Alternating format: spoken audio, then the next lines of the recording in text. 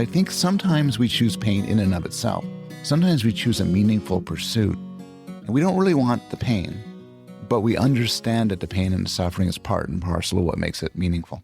You're listening to Paul Bloom on Psychologist Off the Clock.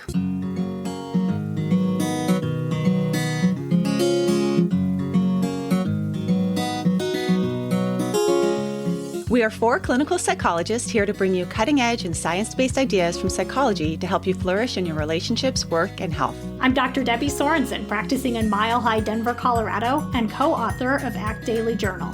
I'm Dr. Diana Hill, co-author with Debbie on ACT Daily Journal and practicing in Seaside, Santa Barbara, California. From coast to coast, I'm Dr. Yael Schonbrun, a Boston-based clinical psychologist and assistant professor at Brown University. And from sunny San Diego, I'm Dr. Jill Stoddard, author of Be Mighty and the Big Book of ACT Metaphors. We hope you take what you learn here to build a rich and meaningful life. Thank you for listening to Psychologist Off the Clock. This is Diana, and if you're a healthcare worker or a mental health therapist, you may find that some of your clients are caught in a tug-of-war with food and weight. They battle their body image and eating and are entangled in preoccupation about weight or feeling stuck in cycles of rigid dieting, overeating, shame, or hopelessness. I'm going to be offering a live online webinar with PESI Continuing Education on using ACT for eating and body image concerns. And then I hope you'll join me on Friday, December 3rd, 2021 from 9 a.m. to 5 p.m. Central Standard Time. You can learn more through my events page at drdianahill.com. Hope to see you there. I am here with Katie Rothfelder, who is our dissemination coordinator. And we thought we'd bring her on because we talk a lot about Praxis, how Praxis sponsors this podcast. They offer online continuing education for professionals, everything from DBT to ACT training to compassion-focused therapy. And Katie's had some personal experience with Praxis that I think would be helpful for you to all learn about. Yeah, Diana, I started out with Stephen Hayes' ACT Immersion program, and that was really my first chance to get, really into ACT. And then since then, I've had these kind of on-demand course opportunities. The one that really sticks out to me is Lou Lasfugato's Feedback Enhanced ACT course, which was this really beautiful mix of instruction for really difficult ACT concepts and then in-depth learning with practice. That grew my muscles as a brand new clinician so much. So if you are interested in taking a Praxis course, go ahead and go to our website, offtheclockpsych.com, and we have a discount code for you for some of the live courses. Check them out, Praxis Continuing Education. This is Diana, and there are so many paradoxes in psychology. Things like the harder you try to fall asleep, the less likely you will. The more you try and not think negative thoughts, the more likely they're going to pop into your head. And according to Paul Bloom, struggle and pain may just be the source of pleasure and meaning in our lives. So I'm going to be talking to Paul Bloom today all about the pursuit of pain and how it's related to pleasure, how it's related to meaning, and some surprising aspects of human nature as well, like why empathy isn't always a good thing. I have been reflecting about my own relationship with pursuing pain, and I want to talk with Yael about it because we were in grad school together. We were fellow running partners, so we both have experienced pain. And I think in some ways, I am a bit of a benign masochist. It really helped me reading his book to understand why I like to do things that are hard. And I'm curious for you, Yael, what are some of the things that you do that are maybe painful that bring you a little bit of pleasure? Well, so many things, because I think that ambition, it's like, so I am admittedly an ambitious person. Like I want big things, and pursuing big goals is hard because it means that you're confronting areas that, other people are going to be in that space trying to pursue and compete. And so you're not always going to be the best. And if you have big goals, it means that you have to try hard and take risks. But I can actually think back to a conversation. I mean, when you say grad school, I'm just thinking back to a conversation that I had with my now husband. He was then my boyfriend. And I remember saying, therapy feels like it kind of comes more easily to me, but research is really hard, but I just find it much more gratifying. And he said, I think it's because it's hard that you find it gratifying. But wouldn't it be better to just do the thing that's easier? And I said, no, I think I like doing the things that are harder because the rewards are just much sweeter. And I think that's a lot of what Paul Bloom talks about. Absolutely. I think he talks about just sort of also the contrast of doing something really hard, how it actually allows us to experience pleasure because there's that relief that comes when you're done, something like working really hard on a project and then being able to relax after. But also this aspect of, for me, whenever I go into massage, I'm always like, give me the painful massage. Like in some way, the Swedish massage doesn't quite do it for me. I need it to be somewhat painful to feel like it's doing its job.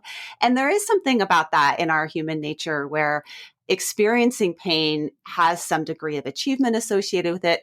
There's also an element of just being curious about our capacities. I know that for you, Yael, in terms of research, there's always been this sort of edge that you can keep on pursuing and growing in, and that is satisfying for us. So it's really interesting to talk to Dr. Bloom about some of the experimental research behind pain, how it's related to pleasure, and I hope you find this episode as interesting as I did. Here we are with Paul Bloom. He is a professor of psychology at University of Toronto and the Brooks and Suzanne Reagan Professor Emeritus of Psychology at Yale University. And his research explores the psychology of morality, identity, and pleasure. Bloom is the recipient of multiple awards and honors, including most recently the $1 million Klaus L. Jacobs Research Prize. And he's written for scientific journals such as Nature and Science, for the New York Times, the New Yorker, the Atlantic Monthly. And he's the author and editor of 8 books, including Just Babies, How Pleasure Works, Descartes' Baby, Against Empathy, and most recently, The Sweet Spot. So today, I hope that we can talk about the sweet spot because it is really relevant for folks that in particular follow this podcast and have been interested in acceptance commitment therapy, because you're talking about sort of the value of choosing pain. And it feels a little bit sort of unusual for someone to research this, the value of choosing pain. But I'm curious why you named it The Sweet Spot and what you're talking about in terms of choosing pain. Yeah, well, thanks for having me here. This is a great experience for me. I'm a psychologist, but I'm not a clinical psychologist. I'm an experimental psychologist. So I'm really grateful to get a chance to get a different perspective on this work. My book is about chosen suffering, why we sometimes choose to experience pain or anxiety or stress.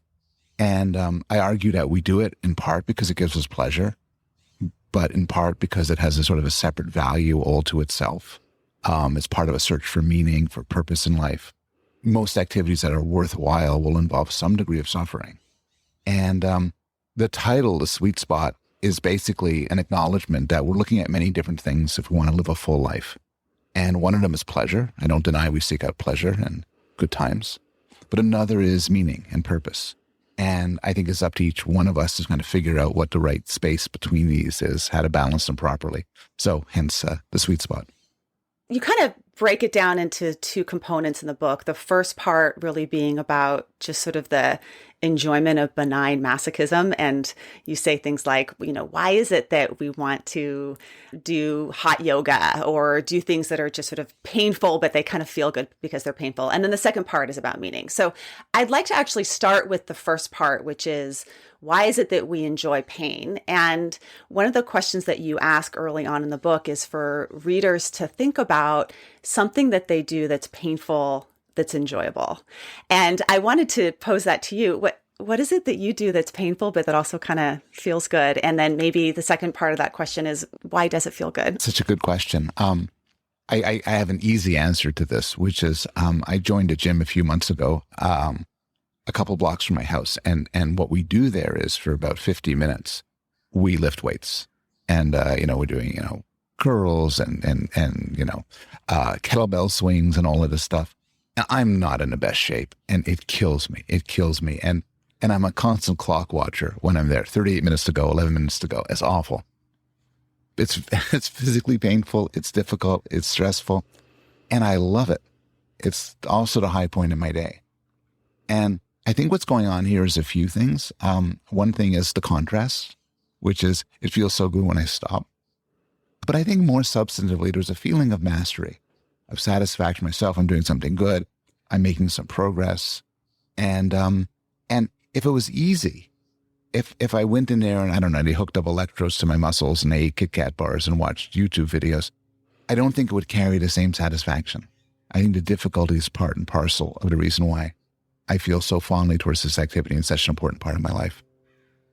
So exercise is a good example, but I also want it more of like an example of something that's just, so for example, my child, I was having him floss his teeth the other night, and he came out and he had wrapped the floss completely around his finger. We've all tried this as a kid, like wrapped it to the point that your finger starts to turn blue and then kind of white.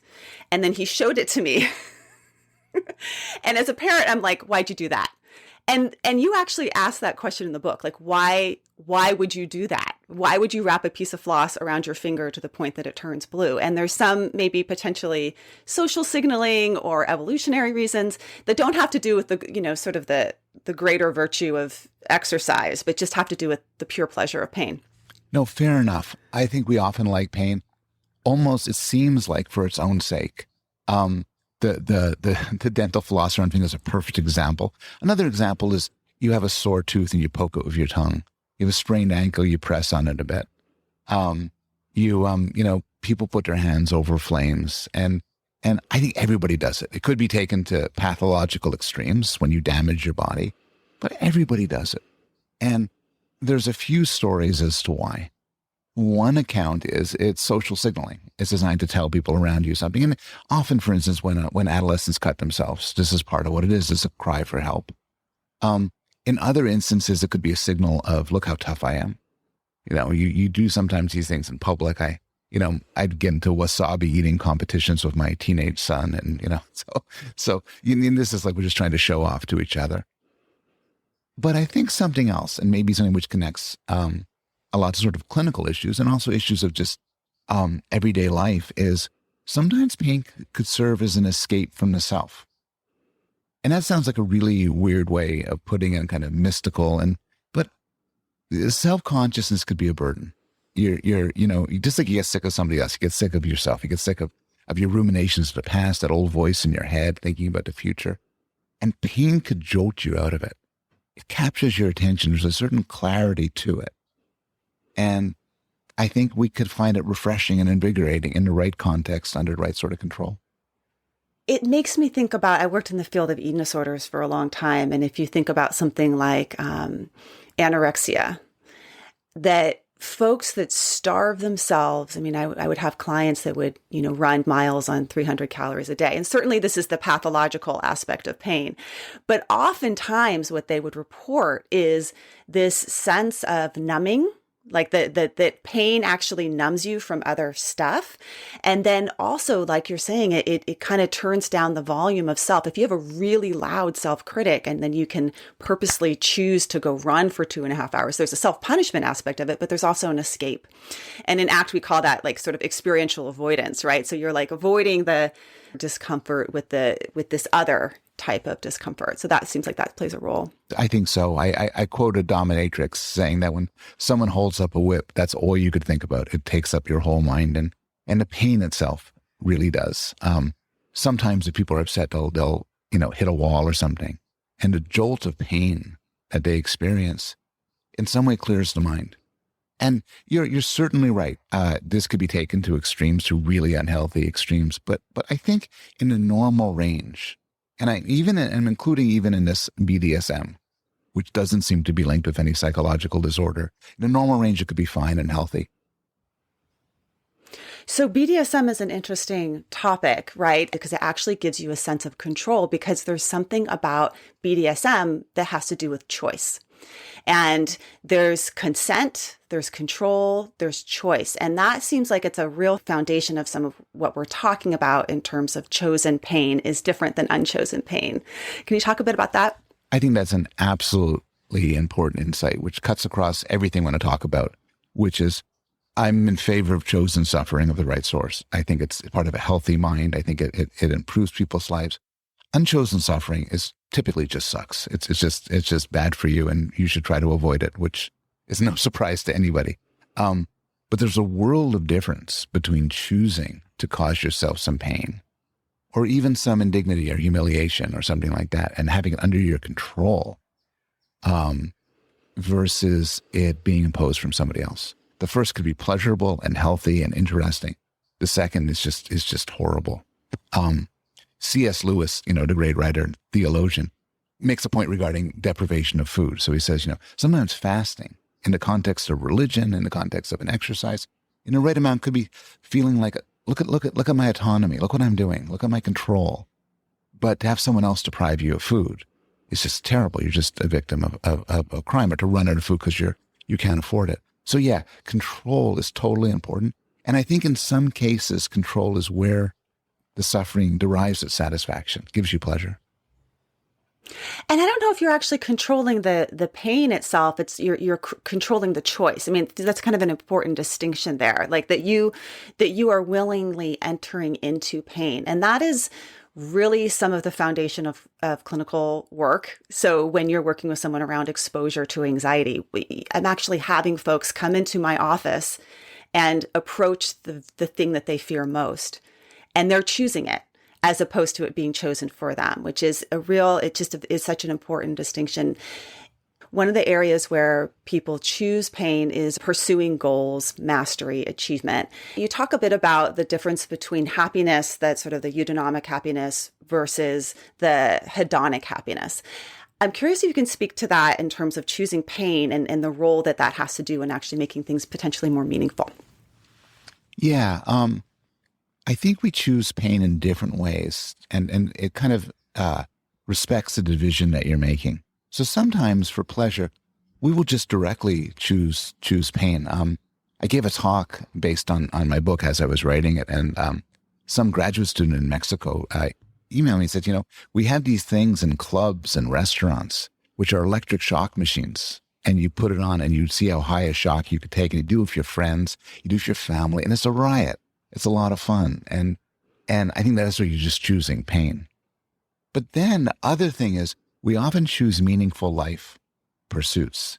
And here it gets a bit complicated, because when I decide to have a child or take on a new job or open up a business or whatever, I don't want to fail. I don't want pain and suffering. I want it to succeed. But if there wasn't the possibility of failure and there wasn't pain and suffering and difficulty, it would be meaningless. So I think sometimes we choose pain in and of itself. Sometimes we choose a meaningful pursuit, and we don't really want the pain, but we understand that the pain and the suffering is part and parcel of what makes it meaningful. If there's pain associated with something like your graduate degree, you get a degree from somewhere that's a little bit more prestigious, or it has a little bit more effort associated with it. Do you actually value it more because of the pain? It's people use the term pleasure in different ways. The way I think of pleasure is in a more sort of visceral way. And I think spicy foods and BDSM give you pleasure. I don't think graduate school gives you pleasure. I think I remember my graduate school. It wasn't fun in any simple way. I think pleasure wouldn't be the right term, but it was satisfying. I felt a feeling of accomplishment. I'm glad I did it. And so I think some sort of suffering we choose for pleasure in a real basic sense. It's just fun. But other sorts we choose for other reasons that don't give us pleasure, but give us something else. In terms of, again, this distinction between like what is happiness and what is a well-lived life, and your thesis is this idea around that we can have many different reasons that contribute to a happy life. Part of that is the hedonism and pleasure, and part of that is meaning. When we look at things like the World Happiness Report that recently came out, they're starting to introduce some ideas of that it's not just about money and social connection, but it's also about things like trust and benevolence. I mean, you're raising a lot of interesting things here. If you ask people, how happy are you and how meaningful your life is, they treat this as two different questions. And the World Happiness Report is a wonderful example of this. So one of the core findings is, you have these, the richer the country, the happier. The more social trust, the happier, the more. And in some ways, the countries which are happier, so, Australia, New Zealand, Norway, they're countries that are sort of, people live comfortable and fairly prosperous lives. And then you ask, there was other studies where you ask people how meaningful your life is. And there, what's fascinating is the results flip. The richer the country, the less meaning. The countries which people say they have the most meaningful life are poor and difficult to live with. They're difficult to live and have a lot of struggles. And there's all sorts of questions as to why, but it seems to capture the idea these are two different things. The idea of the social utility of pain, I think pain can bring people together. There's some experimental work by Brock Bastian, which is he gets people in the lab and have them experience mild pain together, the sort of pain psychologists give people in a lab. And then they find they like each other more. They're more connected. And a lot of people, scholars of religion, have argued that very painful religious rituals serve a bonding function among members of that religion. Yeah, sort of that social signaling, again, of we're kind of in this together, we're sacrificing together for something.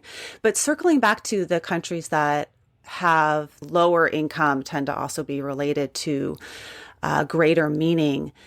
It also seems like that could potentially map on to work as well, that some of the most meaningful work that people do is also the least paid. Things like social work, or as you mentioned, the clergy scores pretty highly on sense of meaning as well.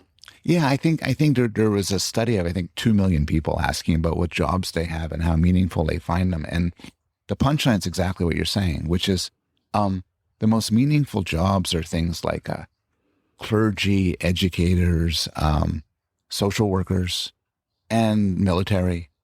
And these are not hugely well-paying jobs. They may not be the highest status jobs, and they're difficult jobs. They involve dealing with people in trouble and stress and struggle. And people say this is what gives them meaning. You can get a high-paying job, which does give you meaning. A surgeon is high up on the list, that pays well, is high prestige, and a lot of meaning. But it also involves dealing with people and dealing with people's problems.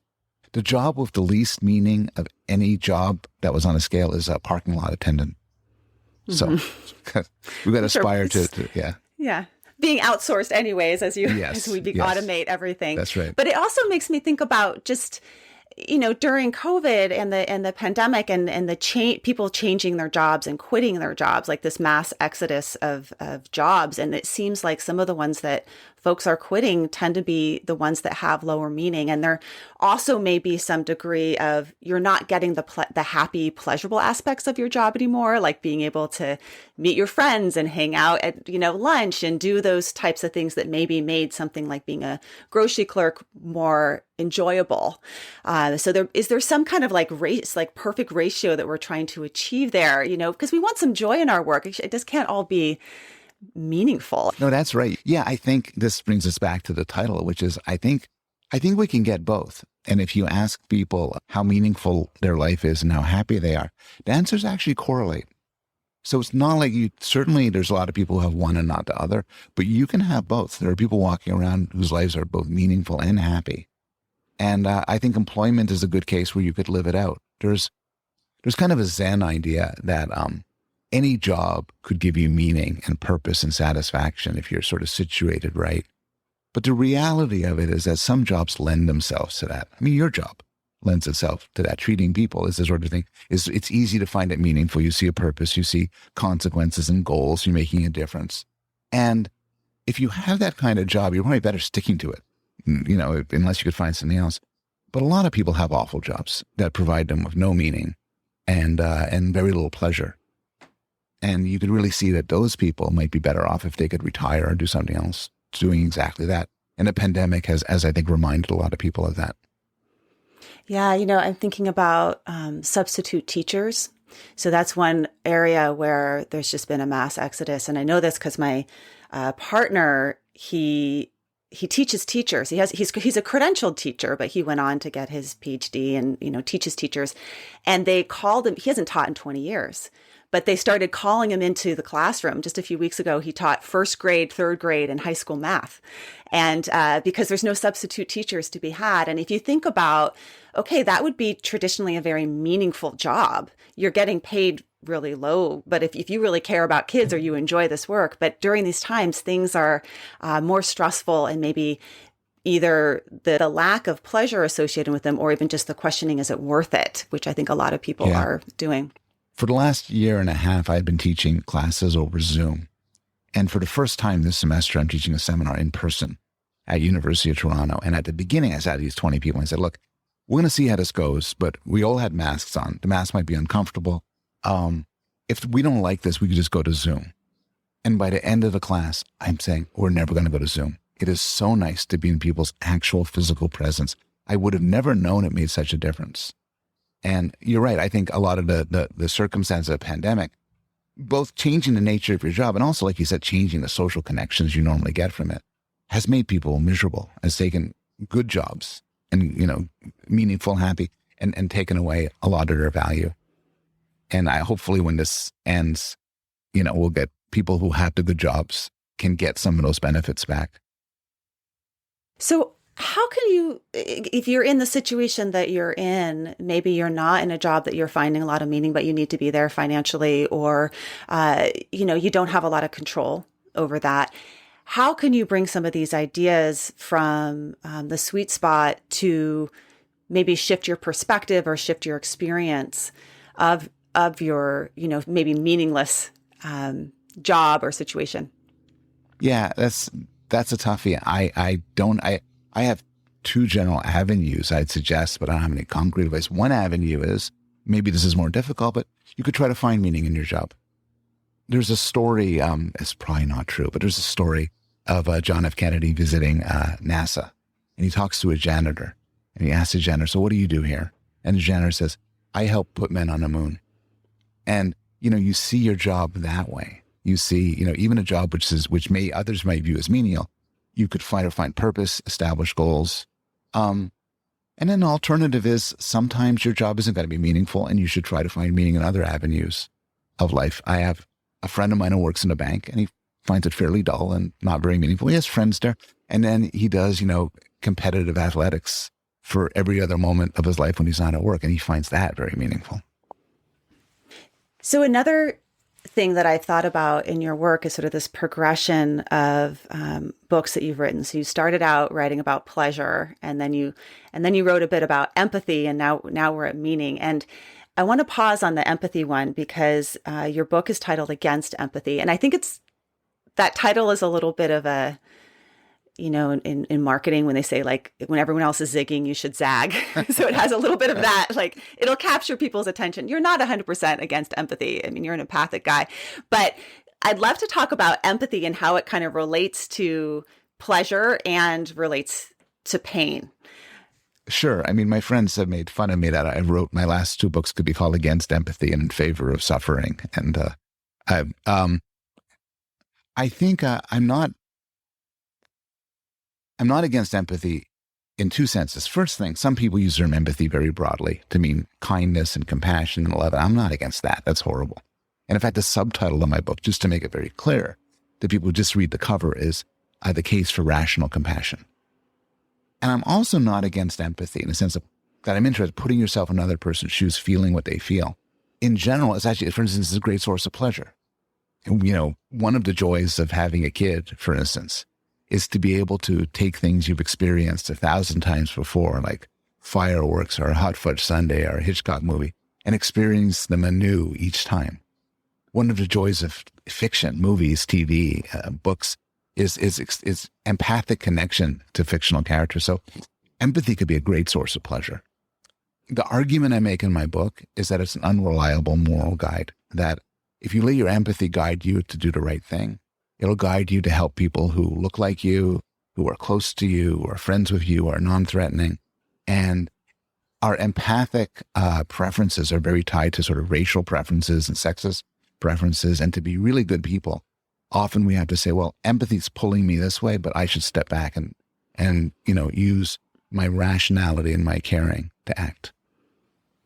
There's been a couple of times where empathy has come up on guests that I've interviewed, and one of them being Stephen Porges, who talks about, he really warned against empathy as well, in terms of his concern was if you are overly empathic, you start to activate areas in your brain that are associated with pain. And it would sort of be like, if you're empathic with someone that's grieving, all of a sudden you start grieving so much the other person has to take care of you, right? That there's a little bit of a distance or perspective that's needed in order to be compassionate. And then the other part of it, when you use the word compassion, I think you need to have some degree of empathy to be compassionate. You need to be able to understand someone and empathize emotionally and maybe cognitively with their pain, but not be consumed by it. And certainly as a therapist, you're kind of always walking that. I think that's line. right. And my empathy book is a long chapter on therapy and looking at exactly these issues. And you're right.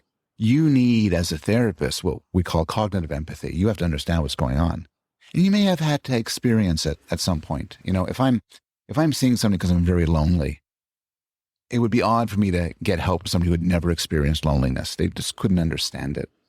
But I really agree with the first point that you made, which is that, if I'm seeing my therapist and I'm very anxious and upset and I'm crying and I'm overwhelmed, I don't want her to start crying and get anxious and upset, Then I have, then all of a sudden, we have two problems and not one. I want her to give me a therapist look and say, so how does that make you feel? I want her to understand what's going on with me, to care about me, or to want to make me better.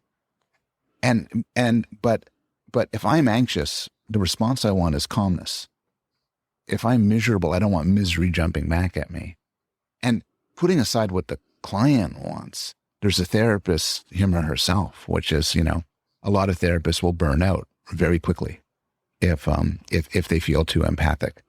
And same with other professions like EMTs or, pediatric doctors. And, if you feel the pain of other people too intensely, your job becomes a misery. Yeah. Instead of compassion fatigue, it really should be termed empathy fatigue. I think that's exactly right. Yeah. It's interesting because I think sometimes as a therapist, it's more like a dial that you need to be able to turn. So sometimes I need to turn up my empathy because I'm not relating with the client enough. I had a client that had a phobia of fruits and vegetables. Huh. This is many, many years ago. And I personally am a lover of the fruit and vegetable category. And so I had to get into the space of how much this is impacting her life. And I would think that sometimes empathy, we only empathize with people that are similar than us, but sometimes we need to dial up our empathy with people that are different than us. And that's sort of, I think some of the work around morality and compassion that you talk about as well. I think that's right. And I think it's a real challenge. And it's a challenge somebody who does what you do faces, which is, how do you deal with people who really have concerns and problems that are just kind of alien to you? And I imagine part of the way you do it is you're certainly not afraid of fruits and vegetables, but you are afraid of other things. Everybody's afraid of something.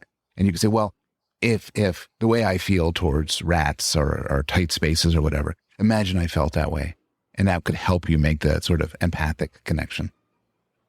Yeah, absolutely. And sometimes, the opposite can happen as your therapist. You don't go into the uncomfortable spaces because you have too much empathy. Maybe you've had your own history of a family member with suicide, so you don't ask questions about suicide, or you have your own anxiety about, whatever, the pandemic. So you don't talk about anxiety around the pandemic. So it can kind of go both ways of how to navigate that. That's right. And I think so much of your profession of the training of your profession is adopting the proper sort of distance, but empathic and a cognitive empathy sense towards your clients. And also, I think the field weeds out people who feel too much. They either burn out or they're just not that effective at what they do. If you can't talk to a client about depression because it just makes you too sad, you're not going to be able to work with depressed people.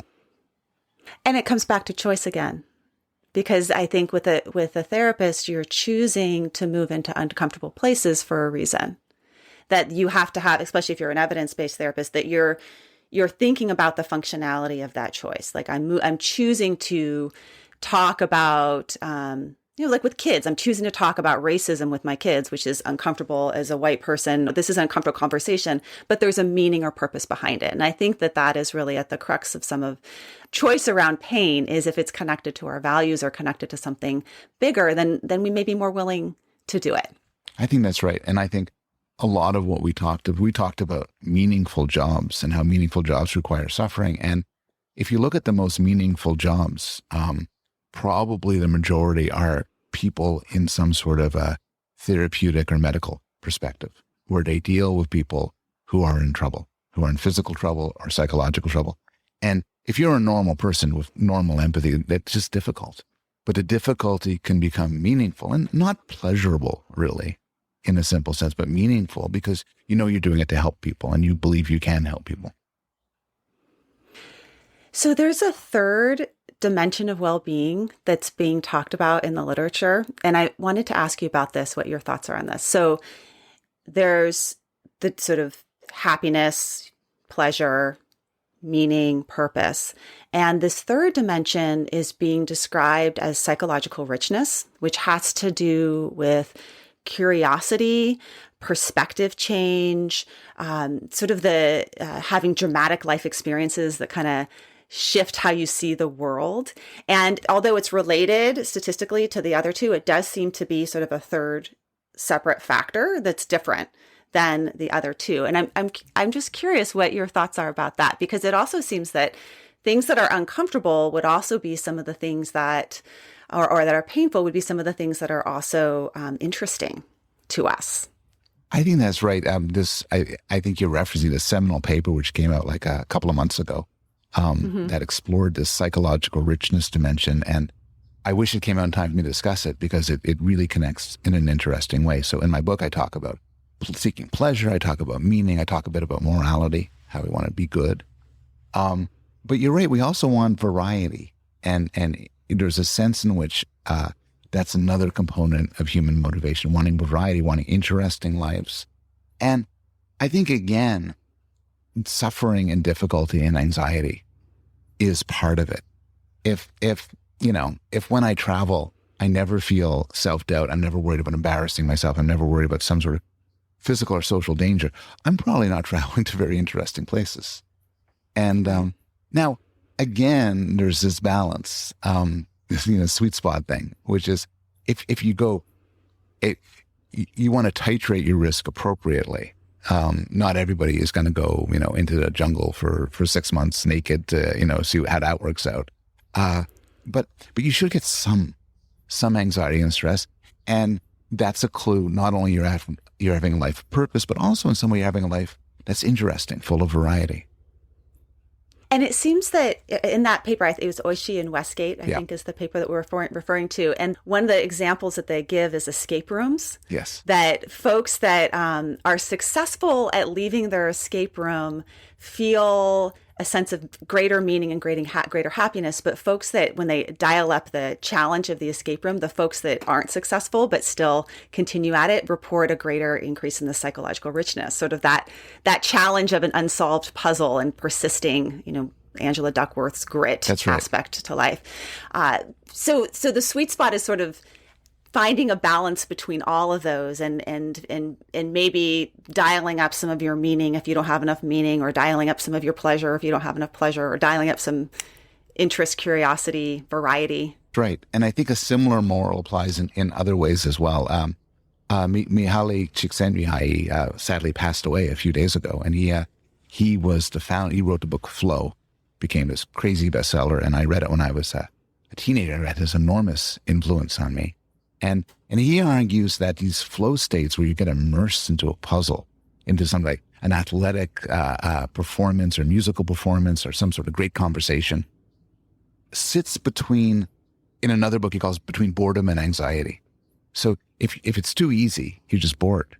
If it's too difficult, you're kind of freaking out. And at a certain point, it becomes aversive. And we have to find a sort of space in between for projects, for travel, for relationships. I think our temptation for a lot of us is to just stick with the boredom. So, rather than engage in something difficult and challenging, it's a lot easier for me to sit and, watch Netflix and, just live vicariously. Or the sort of least effort, that in some ways we just choose the boredom because it's lesser effort. But I was wondering how his death impacted you, because you talk about him a lot in terms of his personal influence on you, in your work. He had a great influence, not just on my work, but on my life in a way, because I read his book Flow, which I highly recommend. And that book, along with another book I talk about, Viktor Frankl's book, Man's Search for Meaning, made me rethink what a good life is. So one of the things that Csikszentmihalyi talks about is work.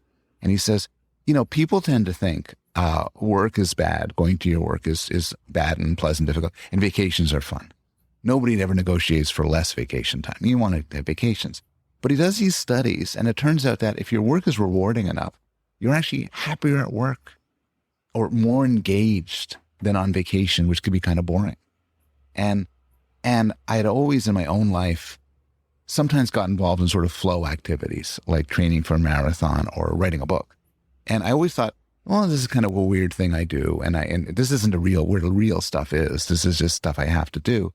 And then I read Flow, and it was like a flip of perspective where I said, maybe this is where life is. And, the hot fudge sundaes and Netflix, that's all great. But that's not the most valuable part of things. So I think Phil lost just a great mind. And since he wrote the book Flow, he did a lot of other work, expanding on looking at it across countries and teenagers and so on. And just, great scholar. Yeah, I think that our relationship with work has gotten really confused, right? If you go back to hunter-gathering, there was no separation between work and life. It's just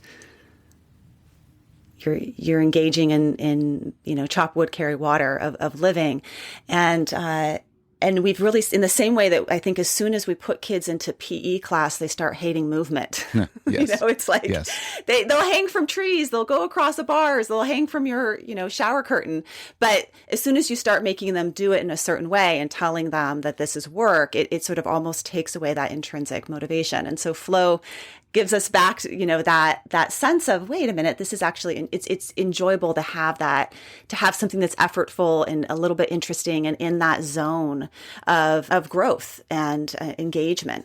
I think that's right. And the PE class is a good example, because with the PE class, what gym takes away from you is autonomy. Everybody line up, do this, do that. And sometimes for physical activities, it's actually fun to learn something new and to do drills and to practice and everything. But it's different when you choose to do it versus it's what you do from 50 minutes between, chemistry and English. And there is a compartmentalization of it. Religion is another activity that's compartmentalized over history, which is, many cultures, and ours long ago had no separate notion of religion because it wasn't this separate thing. It was just what you practiced day to day. And now because there are many religions, because some people, like me, don't have a religion, it's viewed as a separate category, and we compartmentalize. And you would think so here's where it's just personal opinion. Oh, some of that's personal opinion, but here's personal opinion, which is the way I like to do it. I just blur my work and my life together. I mean, I'm an experimental psychologist. I'm constantly talking about this stuff and talking with friends and thinking of examples and everything. And I like that way of doing things. I know there's other people who prefer the compartmentalization. I know some very productive scholars who work from 9 to 5, Monday to Friday, really intensely, and the rest of it is just other things. But I like the blurring. I like the letting it slip from one end of one part of your life to another. Yeah, one of my co-hosts, Yael Schonbrun, talks about the enrichment of how your work can enrich your life and your life can enrich your work, in particular in the arena of parenting. Yeah. Right. So I think that being a psychologist has deeply enriched my parenting practices and vice versa. And then, doing a podcast enriches my clinical work and vice versa. So when we start to, we do like to kind of separate things out. And I think there is some degree of importance to do that. Like I don't want to be on my phone when I'm with my child doing work-related stuff. It's good for me to be with my child when I'm with my child, but that doesn't mean my work isn't going to influence how I engage or the choices that I make in that encounter. I think that's right. And again, I think we're speaking from a point of view of lucky people whose work is rewarding enough. If your work was in some way degrading or unpleasant or boring or meaningless, you wouldn't want to do that. You'd want to be done with your work, and then you're just done with it, and you go to parts of life that matter. But if your work is rewarding, that sort of thing that you're talking about, where it connects to your parenting and connects to your relationship, then that's actually just a terrific thing that makes your life better. How would you like to see this? I mean, obviously we're talking about it at the individual level, but how would you like to see this at sort of a grander scale applied to society as a whole? Like how can we use what we're learning from the sweet spot and the pleasures of suffering to actually maybe make some bigger picture adjustments? I don't know. I have no policy suggestions revolving around this. I guess what I'd like to do is, to some extent, change the culture. People often think that we're hedonists, that people are hedonists. I think that's If you ask people, psychologists and sometimes lay people, what do people want? I'll say, people at root just want to have a good time. And, we do difficult things, but that's because we want to have, you have to get a job in order to pay for your good time, and you have to do that. And I think people are wrong about themselves. I've never met a hedonist. I never met somebody who just cares about pleasure, didn't care about doing the right thing, didn't care about making a difference. So I think I'd like, on a broader scale, to persuade people to have a sort of more sophisticated and I think more generous view of human nature. So altruism, in terms of like saying that people are generally concerned about others, do you believe that there's sort of some evolutionary benefit to that? So my day job, my research, most of my research is in moral psychology, like in the development of moral psychology, looking at empathy and compassion and moral judgments. And I think the answer to your question is complicated. I think we've evolved some degree of what I used to call fellow feeling, compassion, concern for others. We've evolved a sense of fairness and justice. We've evolved punitive appetites towards people who do bad things. And this is sort of part of an innate morality. And so I think to some extent, we start off as moral creatures. But I also think that our built-in morality is very limited. And one thing, and this connects to what we talked about before regarding empathy, is it's very local. So we're wired up to care for people around us. But I think the idea that people in faraway lands have lives that have value just as much as our children and our friends is a very difficult and very modern idea, a modern moral insight. So we have a built-in morality, but it's limited. And one of the great things about culture and progress, human progress, is we've gotten better at morality. We now have more impartial moral systems. We now care more about people who are different from us. But yeah, I do think we have an innate evolved core. And some of the research I've been involved with babies and young children look at how that works. You said you don't feel like you have much policy recommendations, but it seems that if we as a culture, and I mean in particular the US, can get more comfortable with pain and see that we have a choice to enter into pain, there's actually benefits to choosing pain, it would facilitate us to maybe enter into difficult conversations and spaces in a way that we can have more compassion. So, for example, if you can, I think like a vegetarian vegan movement, a lot of their movement is like to watch, videos of like slaughtering of animals, and then it kind of motivates you to, make a change in terms of that. But if we can do that in the, arena of racism, or we can do that in the arena of hunger, then we may be more willing, not in like overcome by empathy, but maybe more willing to act towards compassion. There's someone named Paul Gilbert, who's the founder of Compassionate Mind Foundation, and he started this type of therapy called compassion-focused therapy. And one of the things that you do in this approach with compassion-focused therapy is you start with an assessment of fears around compassion and fears of receiving compassion, but also fears of giving compassion. And it's really interesting to see, like, what are people afraid of? And they're often afraid of, if I am compassionate towards another person, it may sort of let them off the hook in some way, or they won't be responsible for themselves. They won't pull themselves up by their bootstraps. But it does seem that if we enter into a little bit more of a compassionate space where we can choose pain, it may shift some of our policy around helping others. I think that's fascinating. I never thought of it that way, but I think that's right. A lot of moral progress at both the society level and individual level, it involves voluntarily exposing yourself to uncomfortable things.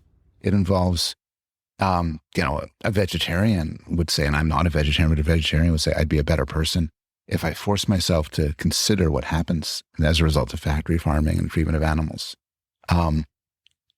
People of every political perspective, I think, would benefit from a close and careful look at the other side and what people on the other side say. And often we choose the very comfortable route of sort of being very pleased with our own prejudices and our own moral perspective, and, you know, following our friends on Twitter and making fun of the people we disagree with. But I think we're better people and live better lives if we force ourselves to do some uncomfortable things. Mm-hmm.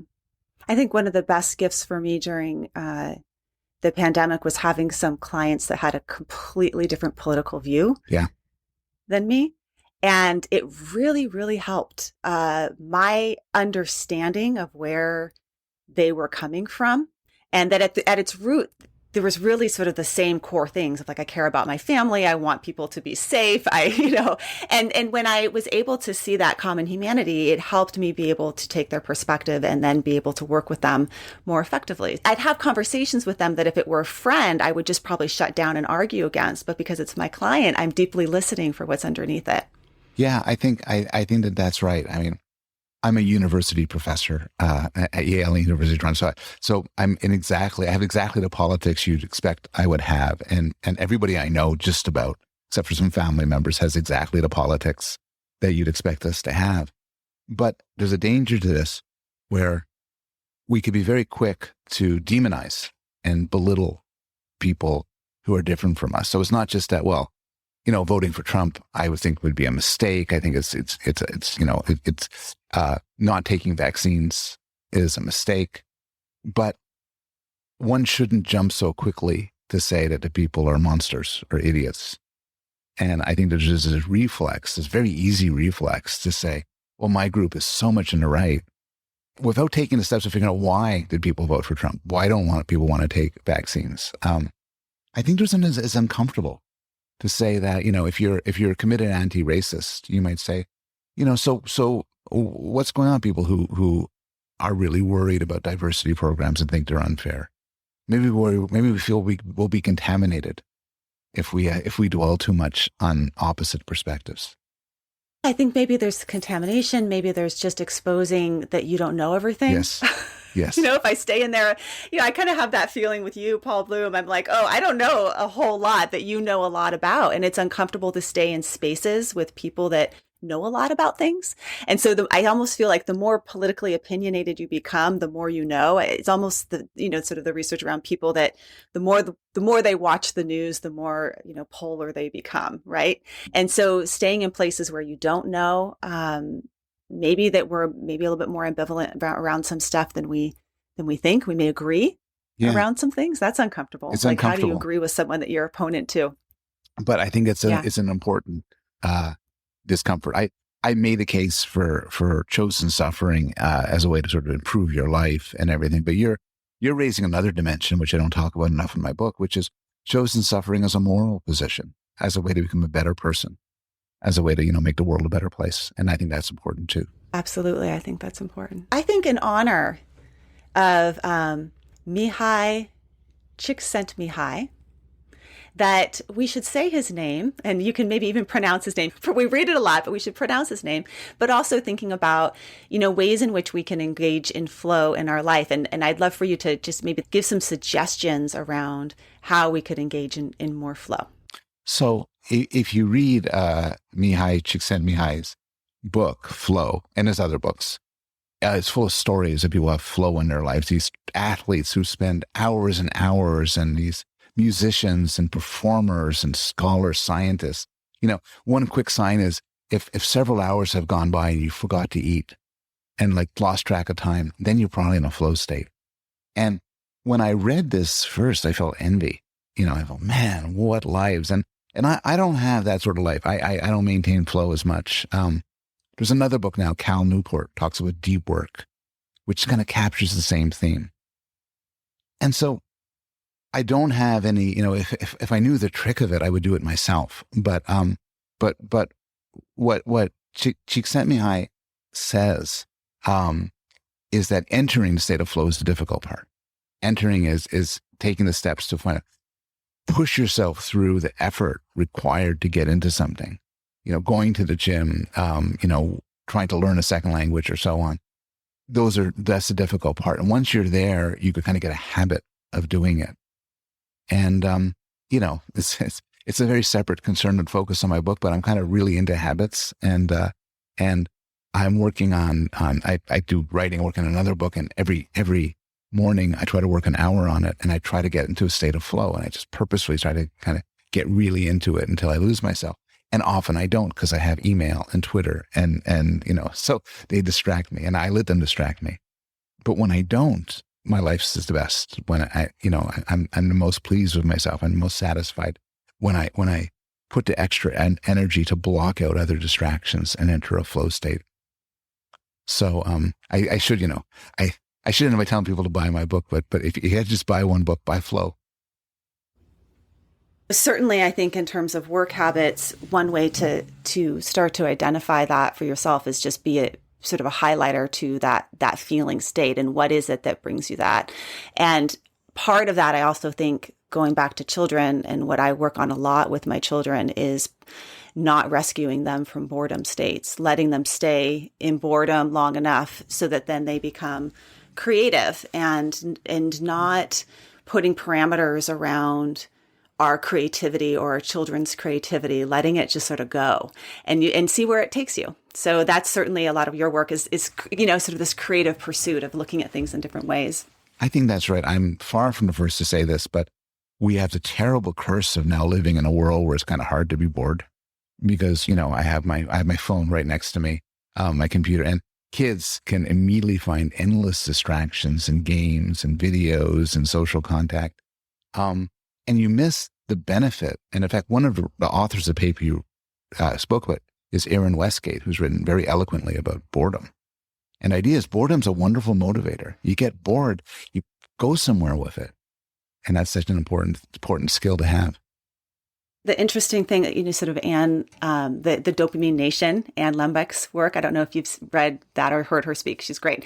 But what she also talks about is that if we're constantly in this pursuit, we're going to pursue a pleasure, our dopamine's going to drop off, and we're just going to feel more dissatisfied. So if we can stay in the place of dissatisfaction a little bit longer, then maybe we could have the dopamine hit of pleasure. I mean, that sort of moment when you break through the boredom and you get into the state of flow is incredibly satisfying. I think that's true. I think that's true at an intellectual level, even at the most basic level. If you eat whenever you're the slightest bit hungry, you'll always be kind of satisfied, but maybe going for a while without eating and then having a nice meal, there's a pleasure to that. There's a pleasure to the enacting of willpower and holding off on things. And it's a pleasure that's harder and harder to find in our modern world. We have to sort of establish it ourselves, because often things come easy to us. Well, thank you, Dr. Bloom. I appreciate having you on the show. And folks that want to check out your books, you have many of them. The Sweet Spot is one of them. We'll link to everything in our show notes. And I guess the last thing I want to say is, you're a fan of podcasts. Do you have any recommendations for our listeners? Oh my God. My friends are going to be so angry at me because I'm going to exclude some of them. But I won't mention, I have some famous friends who do this, but Very Bad Wizards is a wonderful podcast of a psychologist and a philosopher. It's incredibly profane, very funny. And then I would also talk for psychology, Two Psychologists, Four Beers, which is where they talk about issues in the field and social issues and so on. And those are two I'd recommend right from the get-go. Great. Thank you. I'm always looking for new ones to listen to. Okay. Take care. That was great. Thank you for listening to Psychologists Off the Clock. If you enjoy our podcast, you can help us out by leaving a review or contributing on Patreon. You can find us wherever you get your podcasts, and you can connect with us on Facebook, Twitter, and Instagram. We'd like to thank our strategic consultant, Michael Harold, our dissemination coordinator, Katie Rothfelder, and our editorial coordinator, Melissa Miller. This podcast is for informational and entertainment purposes only and is not meant to be a substitute for mental health treatment. If you're having a mental health emergency, dial 911. If you're looking for mental health treatment, please visit the resources page of our webpage, offtheclockpsych.com.